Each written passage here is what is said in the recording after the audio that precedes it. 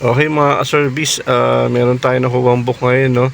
Silang to Tansa. Bali tayo sa may Clean Fuel, Dasmariñas. Papunta tayo ngayon sa pick up point, 20 minutes mula rito. 15 kilometers yung layo. Time check tayo mga ka-service, 4:50 ng hapon. So ito yung book natin, no? Puting Kahoy to Kalibuyo, Tansa. May gamit daw silang dala, pero konti lang. Ang presyo ay 868. Okay, let's go. Tara natin. Okay guys, nasa silang na tayo, no? Bali nagkalax tayo galing ng Dasma. Then exit natin ay Santa Rosa, no, Bali. So ito na yung boundary ng Santa Rosa tsaka Silang. So malapit na tayo, 5 minutes na lang tayo. Okay guys, na tawag ito. Ibaba na natin yung pasahero natin dito sa may Tansa. Nasa likod pala sila ng bagong pier.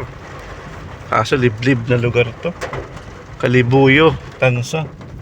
Ayun na yung may ilaw na yun. Yun yung pier na bago. So makakuha tayo ng isang book dito sa ito ata yung kakananan ko. Ito ata yun. Okay mga ka-service, nandito tayo ngayon sa Antero Soriano. So may pipick upin tayo sa may Kawit, SNR Kawit papunta ng Imus, no? SNR Kawit papunta ng Imus. Sana walang baha doon. So ito na yung daan, no? So minto muna ako. Isang basa yung daan. Tara, puntahan natin mga ka-service. Ayun guys, nag-cancel tayo ng booking kanina. Imus to Imus, ano tayo sa Maple Grove. Kasi sobrang baha na dun sa sa Antero Soriano. Hindi kakayanin ng sasakyan natin. So hindi ko napipilitin na makuha yung book na yun kahit 500 plus pa yun. Sayang din, pero mahirap na, baka masira yung sasakyan natin. Kaya yun lang ang book natin ngayon, no? Dahil nagpa-change oil tayo kanina umaga.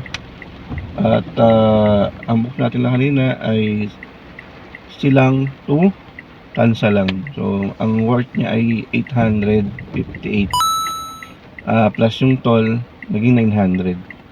So minus yung 2% nilalamog.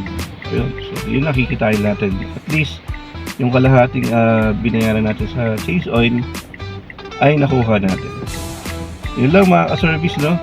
So salamat sa mga nanonood. At mag-ingat kayo dahil bagyo ngayon. Stay safe. Thank you and God bless.